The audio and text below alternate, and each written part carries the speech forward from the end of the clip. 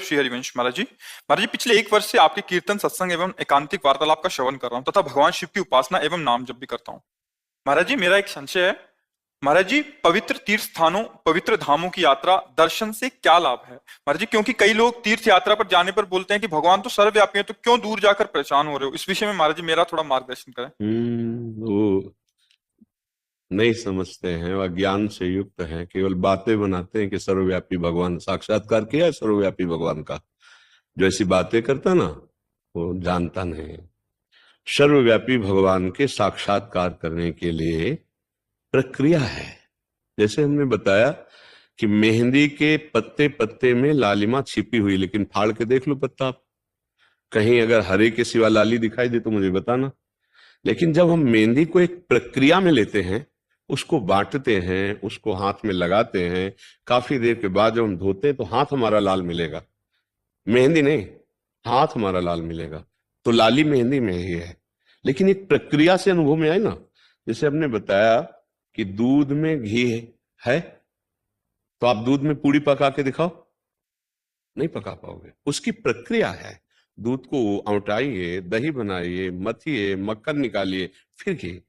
ऐसे सर्वात्म भगवान विराजमान, उसकी प्रक्रिया है। क्या भगवान शिव बता रहे प्रक्रिया?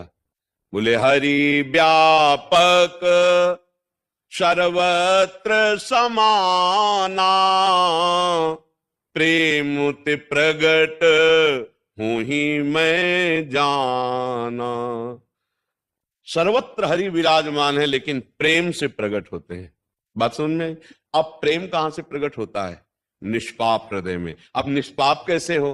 तो बोले चलो हरिद्वार चलते हैं, गंगा स्नान करते हैं, चलो काशी चलते हैं, वहां पर चलो द्वारिकापुरी चलते हैं, उज्जैन वृंदावन धाम चलते हैं, संत संग करते हैं, दूसरों को सुख पहुंचाते हैं। अब जब संत संग किया, पता चला नाम जप करो, संयम से रहो, पापाचरण मत करो, अधर्माचरण मत करो। अब आप सत की तरफ चलने लगे, असत छूटने लगा। नाम जप से, सदाचरण से, तीर्थों के अवगाहन से, साधु समागम से हमारे जन्म जन्म के पाप नष्ट होने लगे, हृदय पवित्र होने लगा, भगवान को पुकारने लगे, हे नाथ कब दर्शन दोगे, हे प्रभु। अब प्रेम आ रहा है, और जहां विकलता बढ़ी कि अब रहा नहीं जा रहा भगवान के, उसी दिन भगवान दर्शन दे देंगे। कैसी विकलता होनी चाहिए? भागवत में लिखा, रुदुष्वरम राजन कृष्ण दर्शन लालसा। चिल्ला चिल्ला के कि अब जिया नहीं जा रहा प्रभु, आपके बिना अगर नहीं मिले तो प्राण निकल जाएंगे। ऐसा भगवान के प्रति। बोले भगवान के दर्शन के लिए विकलता कैसी चाहिए? एक शिष्य ने पूछा, तो बोले चलो यमुना जी ले गए, बोले डुबकी लगाओ, लगाया, दबा दिया, और थोड़ी देर तो ऐसे रहा, जब श्वास लेने को एकदम ऐसे निकला, और कहा गुरुजी अगर अब ना निकलते तो प्राण निकल जाते। बोले ऐसी जब विकलता होगी जैसे अभी श्वास लेने के लिए थी कि अगर अब ना मिली तो प्राण निकल जाएंगे, ऐसे अगर अब हरि ना मिले तो प्राण निकल, उसी दिन भगवान का साक्षात्कार हो जाए। ये प्रेम प्राप्त होता है। तीर्थ अवगाहन, भगवद विग्रह दर्शन, साधु समागम, नाम जप, अच्छे आचरण, पापाचरण का त्याग, पापों का नाश, तब प्रेम प्रकट होता। उसी प्रेम से भगवान प्राप्त होते, इसलिए जरूरी है ये सब। वो क्या जाने, वो क्या जो केवल बात बना देना से थोड़ी बात बनती है दूध के रेसे रेसे में घी पूरी पका के दिखाओ। गाय के पूरे शरीर में दूध है, उसका एक स्थान है, दुग्ध का स्थान। जब बछड़ा ऐसे से करता है तो पूरे शरीर के रक्त से दुग्ध बनकर के थनों में आता है।